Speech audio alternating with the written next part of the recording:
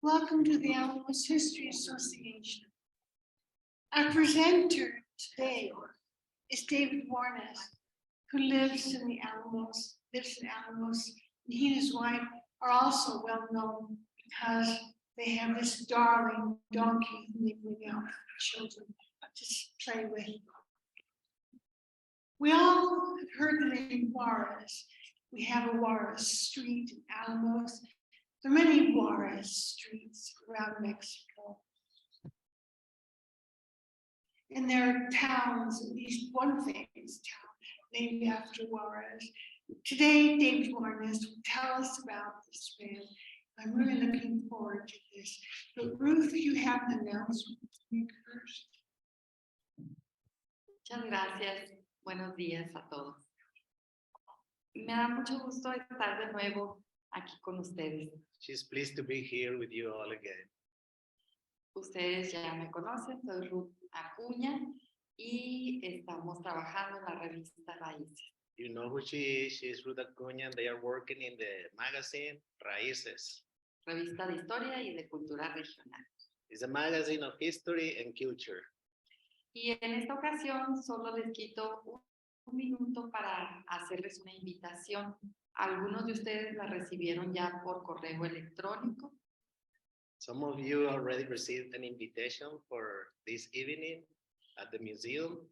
Y ahora quiero hacerlo de manera personal, con mucho gusto y mucho cariño para ustedes. And now she is here in person to invite you all to come this evening at 5 p.m. at the museum for the presentation of the magazine. El día de hoy vamos a estar en el Museo Costumbrista haciendo la presentación de los trabajos de la revista proyectados para este año 2023. Yeah, they're going to have a presentation of the works for the 2023 this evening at the Museo Costumbrista with Antonia Estrada. Y va a ser a las 5 de la tarde en punto. Va a ser una presentación más o menos de unos 40 minutos. Y ahí les vamos a dar a conocer ya la revista de este año, que afortunadamente la estamos ya editando en el idioma español y en el idioma inglés. So it's at 5 o'clock today, and they seem to be happy because they are working the magazine in Spanish and in English. Gracias. Aprovecho y les comento que estoy muy agradecida, de verdad, estamos muy agradecidos el equipo de Revista Raíces, porque este trabajo está traducido por un traductor de lujo, que es el maestro Trinidad. No quiere echarse flores él solo, pero por favor. She's very happy because I'm the one who is translating the magazine. Muy bueno. I'll be delegating that responsibility to some of the students soon. Okay. Sí, después vamos a cederles ahí la tarea a los estudiantes de ITESCA, que me da mucho gusto que estén aquí también, y también les hago extensiva la invitación para que nos acompañen hoy a las 5 de la tarde. Sí, la suscripción, ahorita muy amablemente el Comité de Amigos de la Educación nos está apoyando ahí en la biblioteca con Lorna, con Katy's Corner. Ahí pueden pasar a suscribirse de martes a sábado de 9 a 12 del mediodía. Ella está recibiendo el apoyo y ella les entregará la revista. Ahí se va a poder recoger ya todo el año. Do it at Katy Corner from Tuesdays to Saturdays from 9 to 2. And she receives the money in there and she leaves the magazines in there too. Muchas gracias. Pues los espero a todos, ojalá hoy por la tarde vamos a tener la presentación y después va a haber un poquito de música de saxofón y una degustación también ahí de algunos quesos y vinos tintos. She waits for you all. It's going to be only a 40-minute presentation along with a saxophone player too. and some finger food too. Thank you. Gracias. Gracias a todos. I'm just going to begin. That's all right. Good morning, everybody. I hope you're doing well. I'm here to talk a little bit about the life and times of Benito Juárez. In order to do that, I'm going to have to spend a little time talking about kind of general Mexican history of the time, and more specifically about what's going on in the life of young Benito Juárez. These two things are, of course, going to end up coming together and becoming one. You're going to have to bear with that a little bit as I kind of build the story. You're going to hear a lot of names and dates of places. Well, you might say, hey, I live on that street when I name somebody. A lot of these people are going to be familiar to you. There's also going to be a lot of people and a lot of events, even some wars that are just not going to be mentioned in this because there's so much going on. Okay, and that was the first slide. Next slide, please. All right. At this time, when Benito Juárez is born, which is March 1st of 1806, Mexico is still the viceroyalty of New Spain. Spain is not the world power that it used to be, of course. There's the Napoleonic Wars going on in Spain. Feudal powers are kind of losing their grip. There's the rise of republics, especially the United States of America. There's also constitutional monarchies going on. Monarchy is not what it used to be. Okay, next slide, please. In New Spain, the viceroy at the time, and he has such a wonderful name. His name is Jose Iturrigaray, I'm going to say. He's running New Spain. He's very connected with the church. The church is very much the power holder of New Spain. There's still a Mexican Inquisition going on. There is civil law, but the canon law, the law of the church, is really the law of the land. Next slide, please. There is a strong caste system in New Spain. There are the Spaniards that were born in Spain. There are the Spaniards that were born in the New World. Then there are the Spaniards who have mixed with the Native American population. Lower on this caste system are the Native Americans, the indigenous people. Lower than that are the enslaved Africans. There's a decent amount of upward mobility between these two middle classes. They never quite get to the top, but they're really kind of running things. The Native Americans and the enslaved people are pretty much stuck where they are at this time. Also, even though Spain's been in the New World for hundreds of years, many of the people at the bottom of this caste system do not yet speak Spanish. Next slide, please. Benito Juárez is born in a Zapotec village called San Pablo Guilato. I'm so good at my pronunciation. It's about 60 miles from Oaxaca, so 60 kilometers from Oaxaca City, a little bit further than going from here to Navajo. He is, of course, in his village, which is now named after him, as well as Oaxaca. They are very much the lower end of this caste system. There is no education system, and they don't speak Spanish. Now, Juárez is going to lose his parents by the time he's 3 years old. He's going to go live with his grandparents. Very shortly, they're going to die. His family completely breaks up. He has to go and work as a farmhand for his uncle Bernardo. He does that until about the age of 12. Next slide, please. Now, during this time, New Spain is breaking up into various things. You have the church against the state. You have the people who believe in monarchy fighting with the people who believe in a republic. You have, of course, the conservatives and the liberals. The conservatives tend to be centrist. They want to have power coming from the top down. The liberals tend to be federalists. They want power to grow from the bottom up. There is also the formation of Masonic lodges, as there is in a lot of the Western world. The Enconces, the Reds of Scotland, they tend to be more conservative leaning. The Masons that are in the other association called the Rights of York, known as the Yorkinos, they tend to be a lot more liberal, some are even radical. There's also political cliques forming. Most importantly, there's the rise of the caudillos, otherwise known as warlords, large hacienda owners that have their own armies that Spain so far is working pretty well with, but that is starting to change. Next slide, please. There's going to be 7 viceroys during the time of Juarez's life, during early New Spain towards its end. This is like a 10-year period. It's very unstable. The last viceroy is going to be a man named Juan O'Donoghue, and I wanted to point his name out, and I wanted you to notice that he's quite fair-skinned. He has reddish hair. This is because this is an international scene going on. Spain, of course, cannot send a viceroy over who goes by the name of Jack O'Donoghue. So they sent Juan O'Donoghue. Next slide, please. Now, a very important thing starts to happen.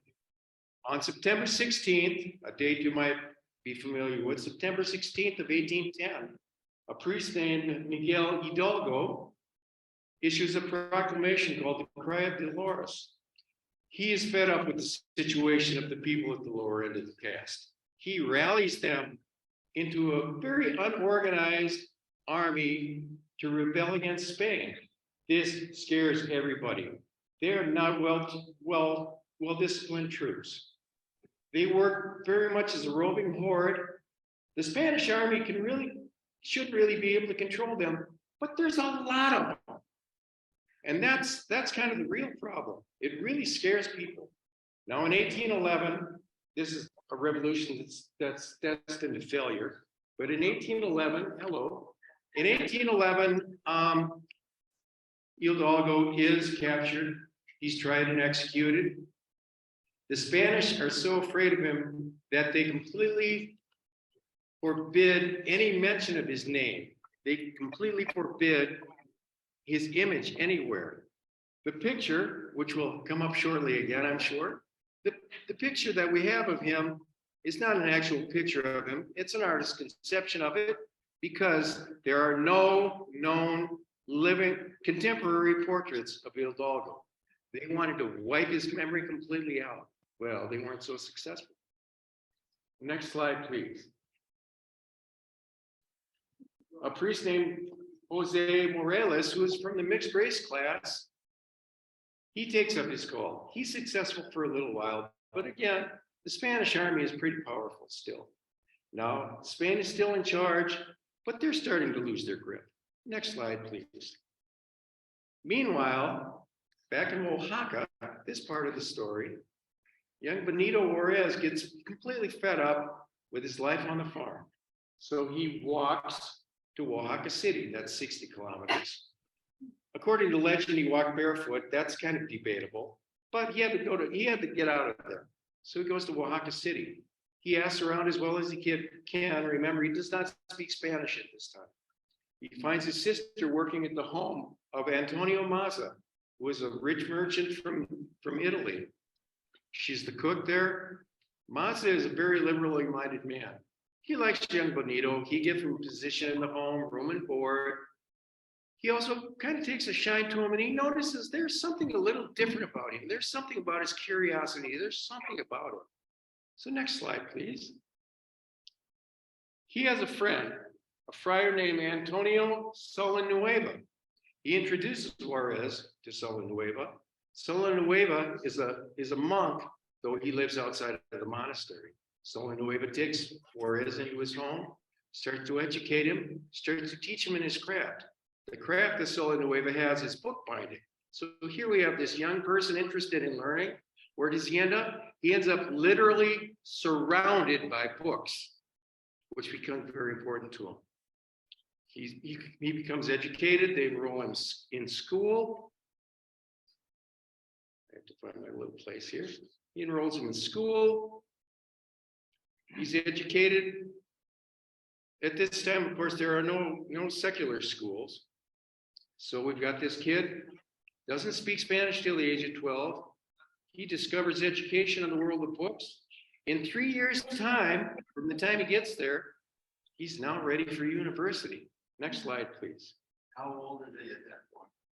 He is about 15 at this point. He's enrolled in the seminary de la Santa Cruz, which is, of course, a secular school. So he's going to be busy for a little while. Next slide, please. Meanwhile, in New Spain, a lot of these warlords are starting to go on the move. There is a conservative royalist named Agustin de Iturbide, and he wants to organize a monarchy out of New Spain. It's kind of strange. Where in a lot of the New World, a lot of people wanted to get rid of the old world, create republics. A lot of the conservatives in Mexico, they don't like the liberalism going on in Europe. They want to create a nice new monarchy in Mexico. Now, there's also, of course, some liberal generals. Next slide, please. There's Vicente Guerrero, who's also organizing armies, trying to build Mexico into a republic. Next slide, please. More importantly, and you should be familiar with this name, there's Guadalupe Victoria. Guadalupe Victoria is very popular and probably really the leader of the bunch. So you have this group of people.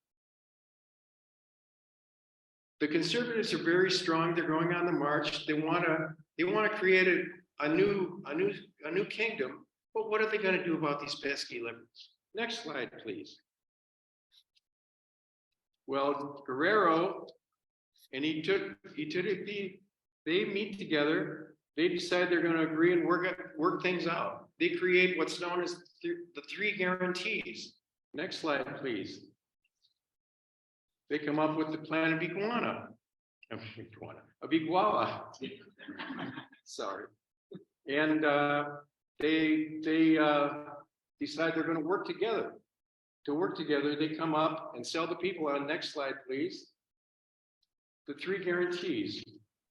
The three guarantees are the preservation of the Catholic Church, which the conservatives are happy about.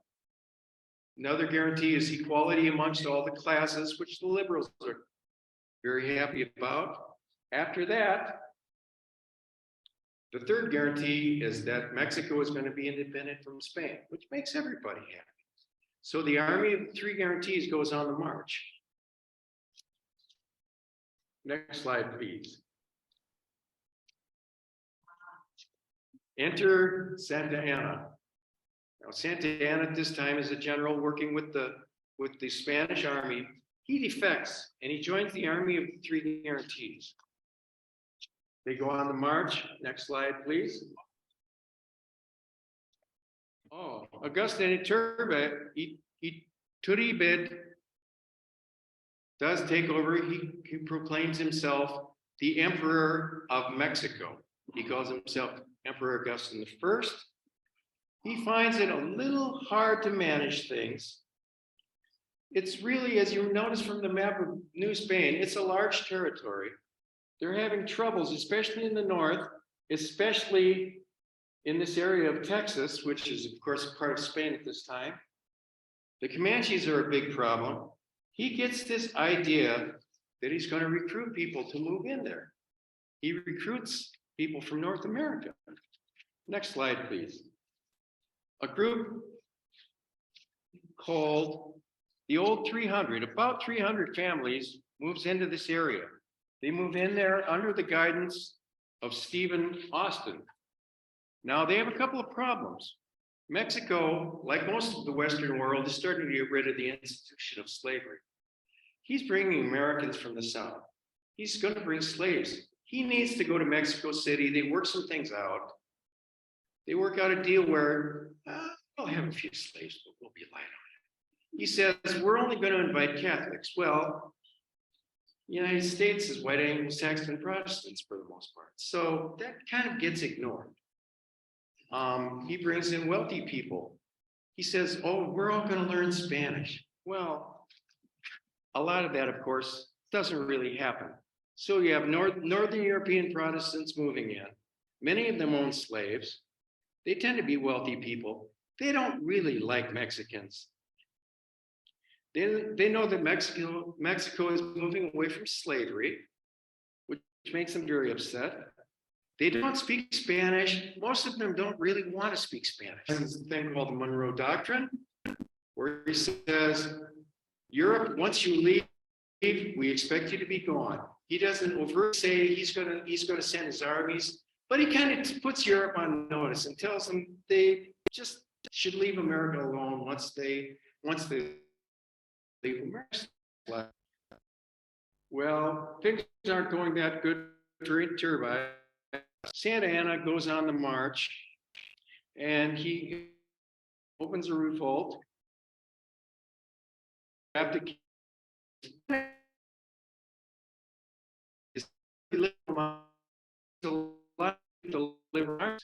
of course, as we know, he's becoming kind of a power-hungry person. Next slide. Okay, stop. In 1824, Victoria is the president. He ends up being the president until 1829, which is kind of interesting because at this time, for a long time, he will be the only Mexican president, run a full term, peacefully hand over power to the next guy. Over the next 40 years, there are going to be 72 presidents of Mexico. It's a very unstable time. There's revolts going on back and forth. 11 of those terms are going to be held by our friend Santa Anna.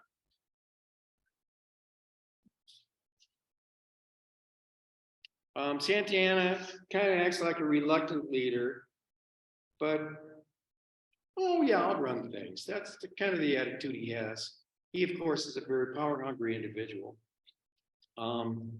There's going to be a constant battle between the church and the state, and a constant battle between the liberals and the conservatives, and a constant battle between autocrats who think some sort of a dictator should be in charge, and Republicans who think this is supposed to be a republic.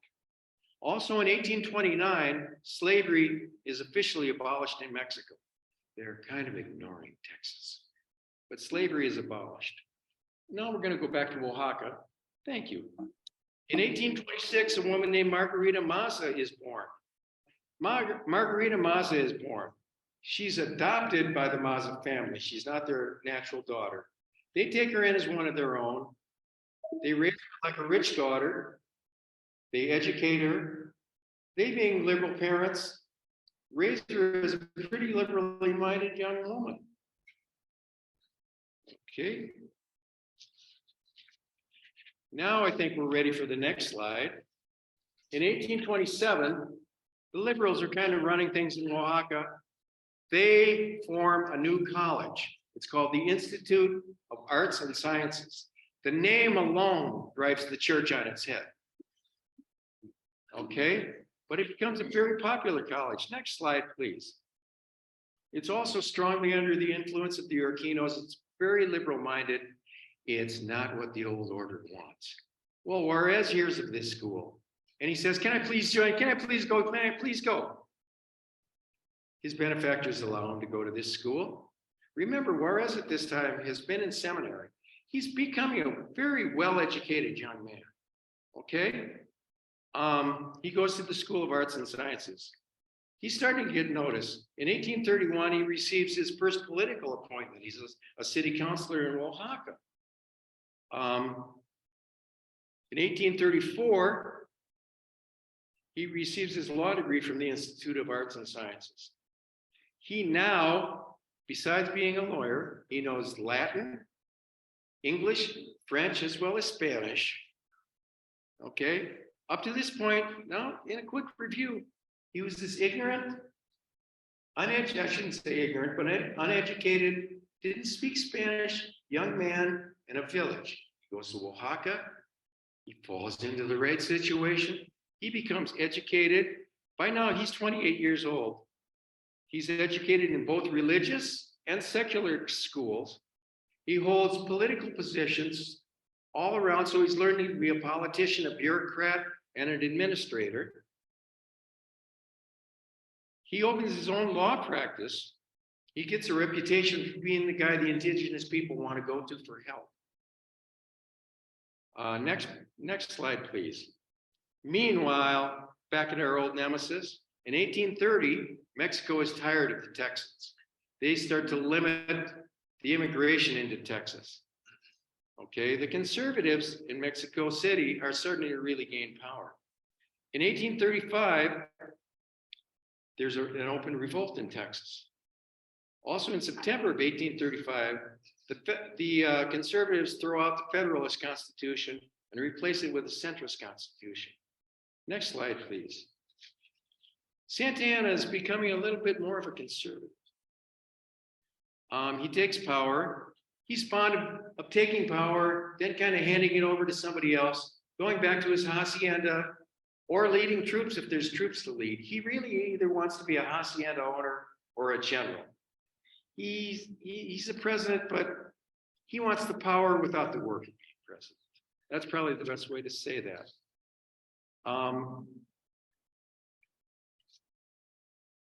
What's the page again?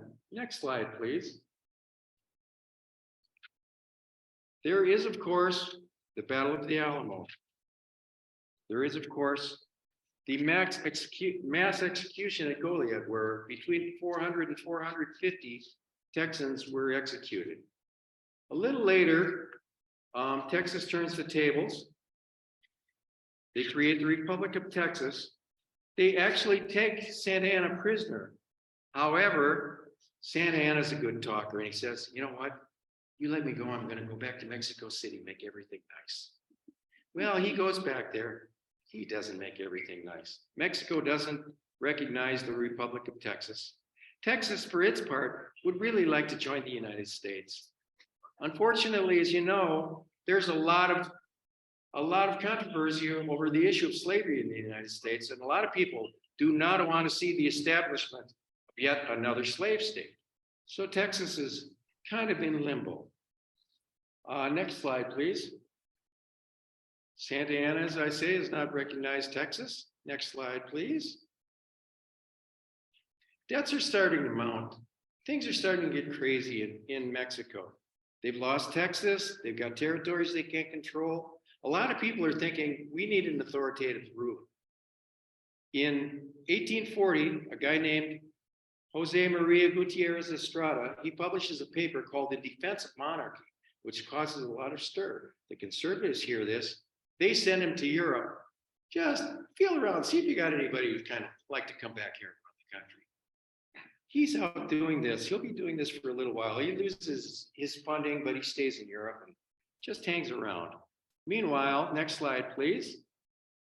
In the United States, the idea of manifest destiny is really taking hold. The idea that the United States is destined by a higher power to rule the Americas. A lot of people really want to take over the entirety of North America. A lot of people really want to just see America expand to the West. I love this picture because it's got the American goddess Columbia moving west. We've got trains, we've got wagons, we've got horses, we've got people walking. Over in the other end of the picture, we've got the Native Americans literally running out of the frame. And that really captures the idea of manifest destiny. Next slide, please. Well, in 1844, President Tyler announces he's going to annex Texas. This causes a little controversy again with the slavery issue. They debated back and forth in Congress for a while. Meanwhile, there's an election. James Polk, who is an ardent manifest destiny believer, an ardent expansionist, a devotee and a student of Andrew Jackson. He's elected president in a very narrow election. USA at this time is pro-expansion, but like I said before, they're divided over the issue of slavery. They're also not sure if being an invader they're obviously not thinking of the Native Americans, but they're thinking the idea of being an invader might not be the way they're supposed to take land. Polk doesn't think that way. Next slide, please. He has his eye on Texas.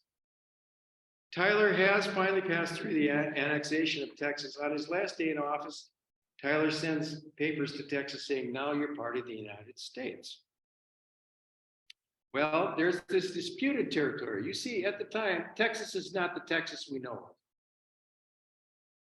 There's dispute. Mexico says, no, this territory is ours. Texas says, well, that could kind of be ours. The United States is, of course, siding with Texas, but it's a disputed territory. President Polk has troops move into this area. He has them camp on the north end of the Rio Grande. He's kind of tweaking the tiger's tail. Of course, Mexico ends up responding. Now Polk has his excuse for war. They've attacked our troops on our territory, which isn't really his territory, but he says that. I'm not going to spend a lot of time on this war, but American troops coming to Mexico City in September of 1847. Santa Anna, of course, goes on the run. He's trying to look to organize some kind of an army. It's sort of working, sort of not working. So he's running through Mexico trying to get things organized. And next slide, please. Meanwhile, there are a lot of Americans, a significant minority, who do not think that we should be doing this. One of them is General Grant, who of course is amongst the young generals who are later going to be known for the Civil War, but most of them are young generals, young officers in Mexico. Grant says, I do not think there was ever a more wicked war than that waged by the United States on Mexico. He's writing this in his memoirs, of course. I thought so at the time when I was a youngster, only I had not moral courage enough to resign. And that kind of encapsulates the thinking of a lot of Americans at the time. Next slide, please. Now we're going to go back to Juarez. Juarez has been holding various academic and political positions. He's also starting to become really a well-known and major figure within the liberal community of Oaxaca. In 1839, he's appointed to be a judge. Next slide, please.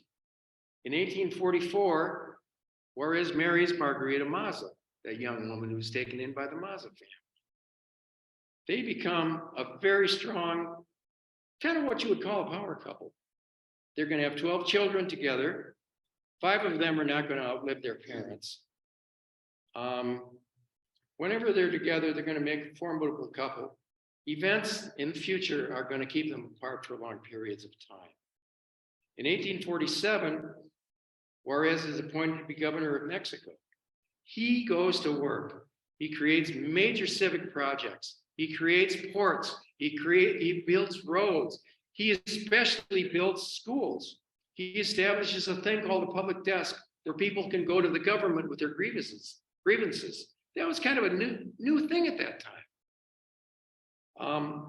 He and Margarita make a formidable couple. She is very, very influential to his thinking. Also, another thing that happens, remember Santa Anna's on the run. Well, Santa Anna tries to enter Oaxaca. They're not fans of Santa Anna. They bring marshals to the border and refuse Santa Anna's entry into the state. Next slide, please. A diplomat named Nicholas Trist goes to Mexico City and starts to broker a deal. Now, Trist is an expansionist, but he's also got a conscience. So he tries to work things out as fair as he can. He's got to get some territory. He's got to do this, that, and the other thing. But he arranges what he calls the sale of the territories. He does not call it the takeover of the territory. He says, we're taking this anyway, but we're going to give you $15 million. Next slide, please. This is the territory ceded by Mexico to the United States. Now, Santa Anna during this time is going to go into exile, but he's going to return. Mexicans are kind of confused about things. And he says, I'll return, but as long as I get to be dictator. They reluctantly let him in because they think he can organize things. he starts asking to be addressed as Your Serene Highness. You don't say, Mr. President, you don't say this, you say, Your Serene Highness, may I do this, may I do that. Okay? He also negotiates for $10 million the treaty that's known as the Gladstone Purchase, which is that little area there. It's in the check marks, which now, of course, forms the border between the United States and Mexico. Okay, next slide, please. Santa Anna is not popular with everybody. A warlord named Juan Alvarez starts to organize his armies. He goes on his march. Santa Anna is doing what he can to help things. He's also very vengeful, and he's trying to settle old scores, which brings us back to Juarez. In 1853, Santa Anna has Juarez arrested. Juarez thinks he's going to be executed. He doesn't know what's going to go on. He ends up being sent into exile. He goes to Cuba, then he goes to, next slide, please. He goes to New Orleans. For a long period of time, he's separated from Margarita. Once he's arrested, she doesn't see him for a long time. He's in New Orleans. That's a statue in New Orleans that commemorates his time there. While he's in New Orleans, he has to make a living. He makes a living learning how to roll cigars. He sells tobacco for a living. There are, of course, other exiles from Mexico. He's not the only person that they've kicked out. They get together. He also gets a little help from the Masonic lodges. By now, he's in the Yorkino Lodge of the Masons, but he's basically living in poverty. They're doing what they can to help their cause. Next slide, please. One of the more influential people he meets is a man named Melchor Ocampo. Ocampo is more of a radical than a liberal. He strongly influences Juarez. Juarez and Ocampo and the others, they spend their free time doing what they can to try to overthrow Santa Anna. A lot of them work on pamphlets and things like that, get them smuggled back into Mexico. They're also doing what they can to raise funds, especially Ocampo gets to kind of go out through the country, find sympathetic Americans to help him support their cause. Juarez during this time almost dies from an illness. We don't know what the illness was because he couldn't afford a doctor to come see him. He's in his room. You're either going to get well or you're going to die. Luckily for everybody, he of course gets well. On August of 1854, there's a proclamation called the Plan of Ayutla. It's led by Juan Alvarez, and next slide, please. A man named Ignacio Comonfort. Ignacio Comonfort is a pretty political moderate, but he allies with Alvarez. They build an opposition army together. They go under this plan. They start to go on the march. Next slide, please. Juarez hears of this. He travels from New Orleans down to Panama. It's not safe to cross through Mexico. He goes up to Acapulco, which is the stronghold of Alvarez. He goes there. He finds Alvarez's army. He says, hey, I want to help out. They look at this little Indian man who they don't know. They say, well, what can you do? He says, well, I know how to write. So they put him to work as a clerk. Meanwhile, other people start to realize, hey, you know, that guy looks kind of. They start to realize who he is. The higher ups in the army come to him and they're very apologetic. They say, why didn't you just tell us who you were? We would have put you in a good position. He says, well, what does that matter? That's kind of the kind of person Juarez was. Well, he now joins the leadership. The leadership by now has worked their way over to Veracruz. So he has to again go on a ship because it's still unsafe to cross Mexico by land. He goes to Panama. He finds himself over in the port of Veracruz. There he joins the opposition forces. Now, in August of 1855, the liberal troops enter Mexico City. Next slide, please. Santa Anna flees. Santa Anna is from now on pretty much gone from Mexican politics. He's going to try to re-enter every once in a while. He's not going to be successful. He's going to be tried, he's going to be convicted, he's going to be exiled. In his 80s, he returns to Mexico City. He's pretty much penniless. He dies on June 11th of 1876. And that's kind of the story of Santa Anna. Next slide, please. In 1855, October, Alvarez is the president. He starts to initiate strong liberal reforms. One of them is a law. He's also made Juarez his minister of justice. Juarez drafts the Ley Juarez, the law of Juarez, which basically starts to remove all these special privileges and special courts from the church and from the military. He also is attempting to really secularize the government. Next slide, please. More radically, a man named Miguel Lerdo publishes the law Lerdo. It further restricts the church. It introduces, oh no, civil marriage. It plays with the marriage age, which at that time was very young because the church could control everything. He tries to make it a little responsible, moves up the marriage age. He does a lot of reforms that are not popular in certain circles and are very popular in other circles. Next slide, please. Well, Alvarez doesn't really want to be president. He's kind of going in there to settle things out. So he hands the reins over to the moderate Ignacio Comonfort. He takes over. He does become elected president.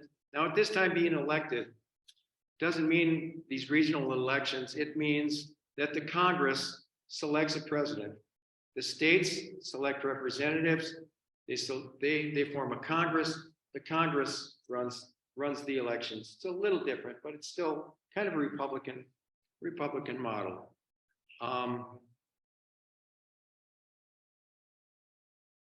Page again. There we go. Sorry about that.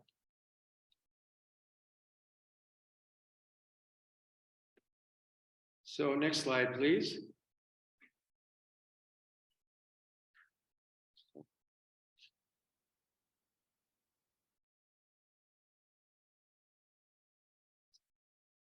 Ignacio Comonfort has Juarez be his Chief Justice of the Supreme Court.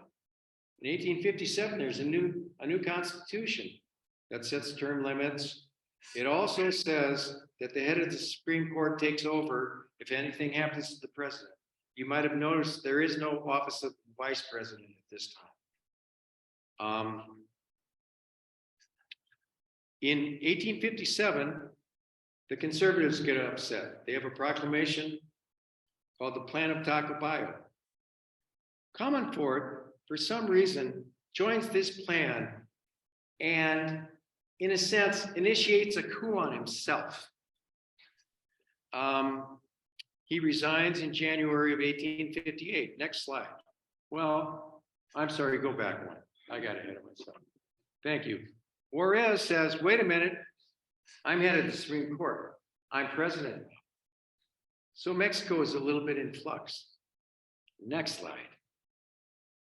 Enter a son of Álamos, Felix Zuloaga.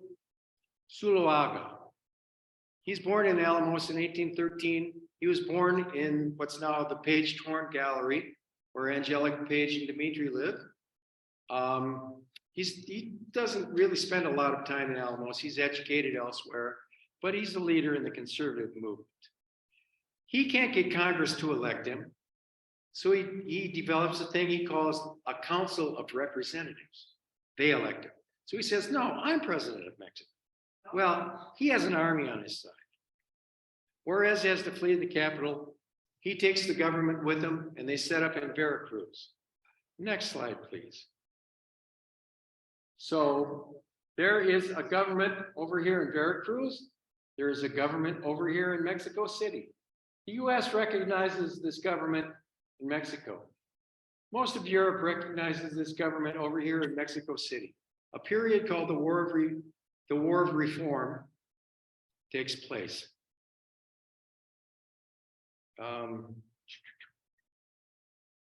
There's power struggles on the conservative side. The liberals are pretty well set. They're also having money problem. The liberals are having help from the United States. The conservatives are having to borrow massive amounts of money. It's a little uncertain where all that money is actually going. Okay. In January of 1859, next slide, please. The president resigns. He's replaced by a man named Miguel Miramon. Miramon becomes president, and next slide, please. He has his right-hand man named Thomas Mejia, general of the armies. Well, Juarez is still working. Next slide, please. In 1859, there's a treaty called the McLean-Ocampo Treaty. It is ceding this land here to the United States to build a land crossing because the United States is kind of tired of using Panama. It would bring a lot of money into Mexico. It would bring a strong US presence. It would also bring the protection of the United States. It was kind of a crafty deal. Well, it's not totally popular. The Mexican liberals are a little uncertain of it, and the United States Congress never actually passes it. But it's interesting to think of what might have happened.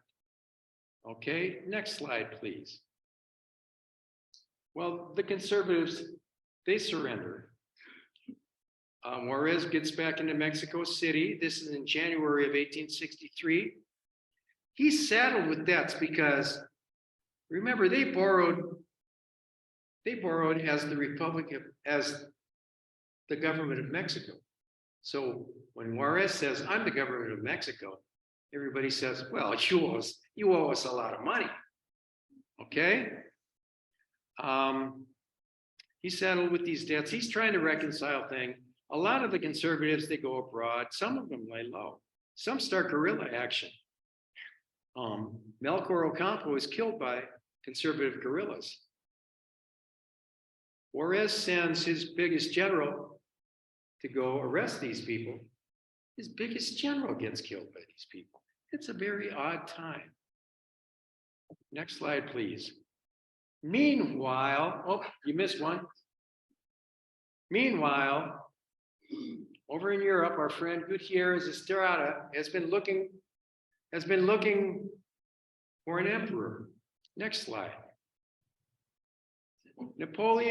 Louis Napoleon III, who likes to call himself Napoleon III, he's the nephew of Napoleon Bonaparte. He gains power in France. He, unlike Napoleon, is a little more conservative. He wants to restore some of the church's power. He has this dream to rebuild what he calls classical societies. Where am I going to rebuild these classical societies? He puts his eye on Mexico. He and Estrada start scheming things a little bit together. Well, they've still got this problem with the United States. Next slide, please. As we all know, April 12th of 1861, the American Civil War begins.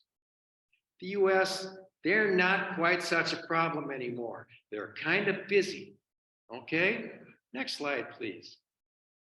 Juarez, in July of 1861, decides the debts are too much and he suspends payments for a little while. Napoleon and Estrada think, oh, here's an in. They start actively going to look for an emperor. Next slide, please. They find Maximilian of Austria. He's the brother of Emperor Prince Joseph. He's probably never going to be emperor of the Austrian Empire. There's too many things in his way. So he's kind of Mexico. That sounds kind of interesting. Next slide, please. Along with his wife Charlotte, they actually form a pretty good couple to do this task. They're very bilingual. They pick up Spanish right away. They get themselves all kind of ready to take over. Meanwhile, Maximilian, he thinks it's a good idea, but he's not so sure. He's kind of an indecisive guy. His indecision is going to kind of end up being his downfall. But on December 8th of 1861, Napoleon allies himself with Britain and Spain, who also have some debts to settle. British, Spanish, and French troops arrive at the port of Veracruz. Next slide, please. The British and the Spanish are really there to settle a deal. Now they're over here in Veracruz. They're allowed to go upland, which is important because Veracruz is a pretty inhospitable city at this time. If you're not from Veracruz, you're probably going to get yellow fever. The troops don't like it very much. They get to move inland a little bit and set up things. The British and the Spanish, they invite Juarez down. They recognize the legitimate government of Mexico. They work on deals. Meanwhile, the French just keep moving troops into Veracruz.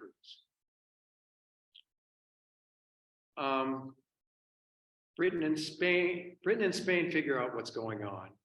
They've done their deals. They get in their boats. They go home. France goes on the march. Now, if you look at this map, you'll kind of notice that really the gateway to Mexico City at this time goes through the city of Puebla. It is a strong city. If you don't have Puebla, you're not going to hold Mexico City even if you take it. The Mexican government concentrates their troops in Puebla. The French government comes to meet them. They think, well, we're the strongest army in the Western. This is going to be easy. Next slide, please. Of course, as many of us know, May 5th of 1862, the French are soundly defeated in the Battle of Pueblo, the date known as Cinco de Mayo. They're mostly defeated by, next slide, please, two generals. One, Ignacio Zaragoza. He's very famous for a lot of things. One of his most famous things is they had an odd thing at this battle. The French didn't decide to really go do it the right way a military should do it. They decided to directly attack the forts. There's a little bit of an incline. The French are starting to march uphill so close that he can't fire his cannons. His cannons can't be aimed low enough without just shooting over the troops. According to the story, he starts picking up cannonballs and hurling them over the embankments, kind of bowling for Frenchmen. Okay, and that makes him pretty famous. Next slide, please. Next slide, please. I'm sorry, stay with that one. The other famous general is a man who, of course, we're a little familiar with, Porfirio Diaz. He is, at this time, a very liberal general. He, like Juarez, is from Oaxaca. He, like Juarez, studied at the Institute of Arts and Sciences. He, like Santa Anna, starts out being a liberal, but goes through some changes. Okay. Next slide, please. The French come back. They reassemble themselves. They go to Pueblo the right way this time. They lay siege to the city of Puebla. Puebla has to fall. It is now over a year later. It's May 17th of 1863. Puebla does fall. Puebla, like I say, is the gateway to Mexico City. So Juarez has to pack up his government and go on the run. Next slide, please. Juarez has to go up to the city of San Luis Potosi, set up his government there. Towards the end of May, the Congress disbands in Mexico City. They go up and join them. Meanwhile, next slide, please. The French troops enter Mexico City. Next slide, please. Meanwhile, back in Europe, they formally offer the crown to Maximilian. This happens in April of 1864. This is over a year later. Maximilian is going, yeah, I will, no, I won't, yeah, I will, no, I won't, yeah, I will. Finally, he accepts the crown. Next slide, please. He and his wife, Charlotte, who now decides to call herself Carlota, arrive in Veracruz. He arrives there. He's a little unsure about his welcome. He thinks people are going to welcome him with open arms. Oh, welcome, great emperor. That's not really the case. Also, the conservatives are a little concerned because Maximilian isn't really as conservative as they hoped he'd be. He actually instills a lot of reform laws. He invites Juarez to come down and be part of his government. Juarez doesn't want to be any part of this thing, of course, but he does these kind of things. He institutes various programs that confuse people. Next slide, please. He tries to form next slide, please. He tries to form a Mexican army. He does it with our old friend Miramon. And next slide, please. Mejia. They, along with an international force, because they know France isn't going to be there forever, they decide that they're going to try to create a Mexican army, stabilize this country. Yeah, it doesn't work real well. Okay. Next slide, please. He also, to the confusion of the conservatives, decides he's going to talk to Augustin de Iturbide, the grandson of the former emperor. He's going to groom him to be his heir in case anything happens to him. He, of course, is not of royal blood. He's of Mexican royal blood, which doesn't really mean much to anybody. Okay, next slide, please. There's trouble back in France. There's political instability. The war is starting to cost a lot of money. They've spent 10 times as much money as they went to capture on this war. Also, the Prussian army is getting popular in Europe, and they're becoming a big challenge. Why are we over in Mexico fighting this war when we've got an army the other side of the Rhine River ready to come and do battle with us? I'm going to, for a quick moment, make note of a couple people from Álamos. Bartolomé Salido Almada, who you might know as one of the mayors of Álamos in the past. He was also a very influential person in Mexico City in the cabinet of Juarez during the time of the reform. Next slide, please. Antonio Rosales was a liberal general who was very famous, especially in the area of Sinaloa. When the liberals were in charge, he tended to be governor of Sinaloa. When they weren't, he tended to be a general.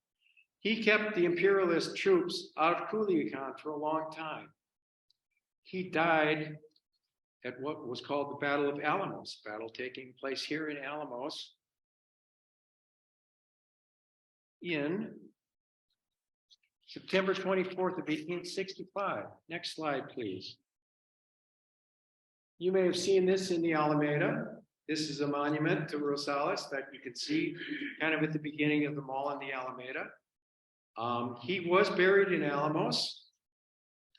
His remains have since been moved to Mexico City. There's still somewhere in the Pantheon in Álamos is a monument to him where his grave was. Next slide, please. There's also a spot in Álamos where he was killed. I believe that's true, yes. Okay, so Juarez, as we say, has been on the move. He keeps moving north away from the troops. Eventually, he ends up in what at that time was El Paso de Norte. It's now, of course, the city of Juarez. He bounces back between there and Chihuahua whenever things are safe. He has, of course, send his wife away. Now his wife goes to New York. She becomes the toast of the town. She raises a lot of money for the cause. A lot of things are starting to go a little bit their way. Okay, next slide, please. There's Margarita. She's in New York. She's doing charity work. She's being known by everybody. Next slide, please. In April of 1865, of course, the Civil War ends.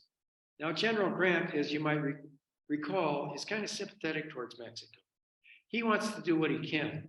He can't overtly just send things there because they've made deals. But he gets, next slide, please, is General Sheridan, to move troops down into Texas. Ostensibly, he says it's because the Confederates are still a little strong in Texas. He's really moving them down there for a show of force. This, of course, upsets everybody. Next slide, please. William Seward, the Secretary of State, is doing what he can to kind of tap dance this situation. Next slide, please. Charlotte knows things are going weird. She puts on her traveling clothes. She goes back to Europe to try to gain support. In October 3rd, the Republican armies, they get a $30,000 loan from the United States.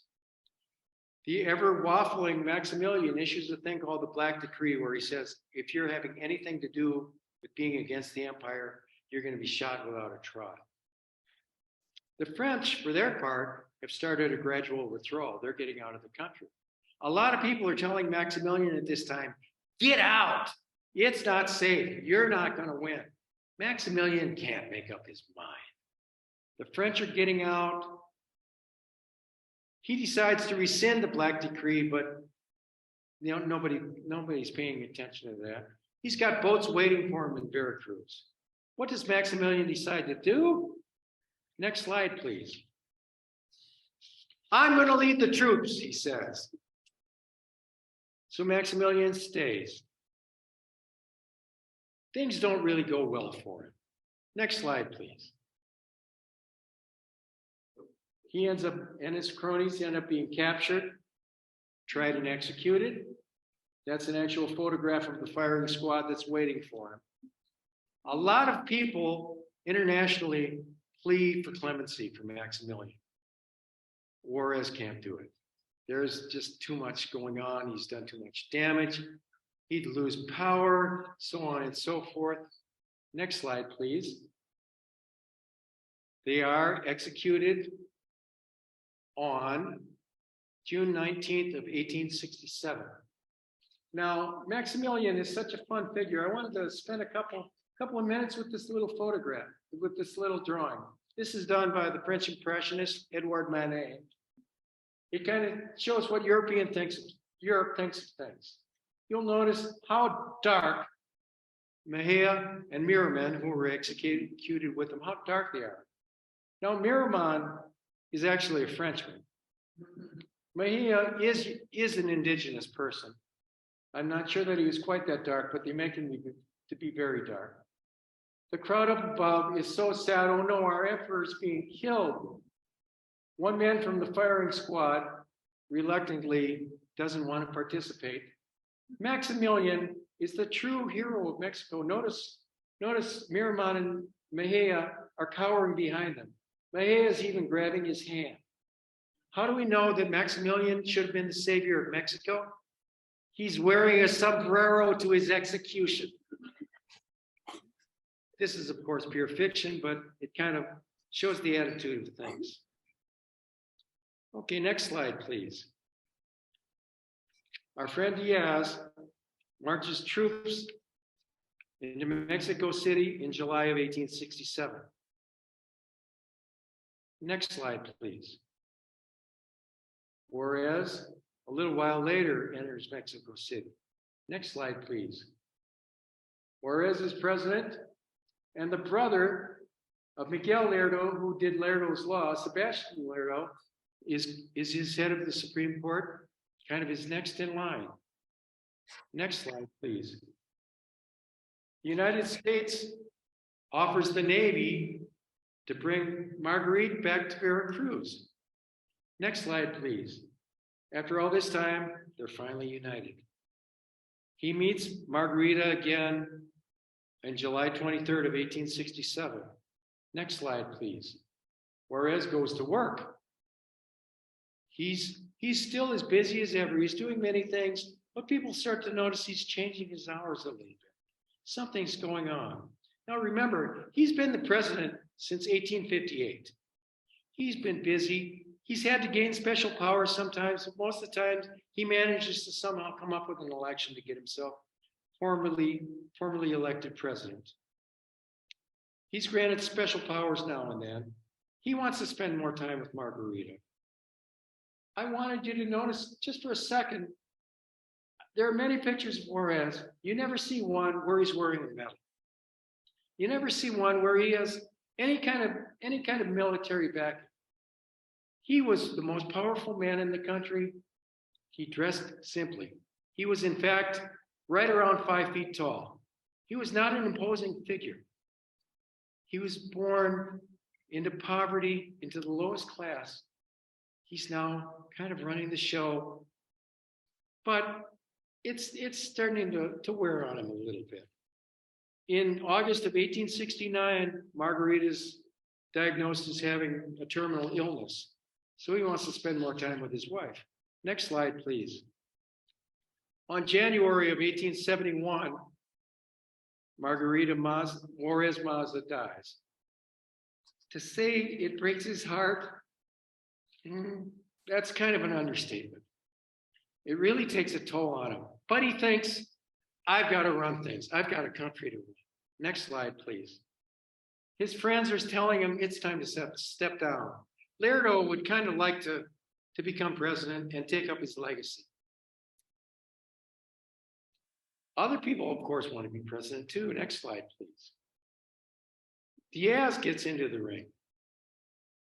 They organize a three-way election. Juarez wins this election. Diaz says, oh no, it was rigged. It causes controversy. Diaz comes up with a slogan. He says, no re-election. Those words are going to come back to haunt him. Many people know, of course, that there are streets named no re-election. They're not named no re-election because of what he said. They're named no re-election because people take his words and turn them back on him. He becomes an unpopular figure later on. They don't want him re-elected. Next slide, please. Now, Juarez is heartbroken. He's working really hard. In January 18th of 1872, he suffers a heart attack and dies. Well, Lerdo takes over the government for a while. Diaz comes in and takes everything over, and it starts a period of Mexican history that's a whole nother lecture in itself. I kind of wanted to leave you with a couple things today. One is one of the more famous sayings of Juarez, which is, this is taken from that statue of Juarez that's on the entrance to the Alameda. He says, among individuals, as among nations, the respect of other people's, sorry, I choke up. The respect of other people's rights is peace. You don't give people their rights, you don't treat them right, you're never going to have peace. And that kind of sums up Juarez's attitude in a nutshell. Next slide, please. I wanted to just close with a couple of quick observations about Juarez.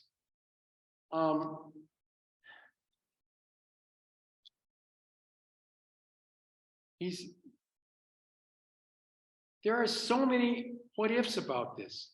What if he didn't go to Oaxaca? What if his sister wasn't working for the Maza family? What if he would have been executed when Santa Anna captured? There's so many things that you wonder about. It's really quite an incredible story when you think of it.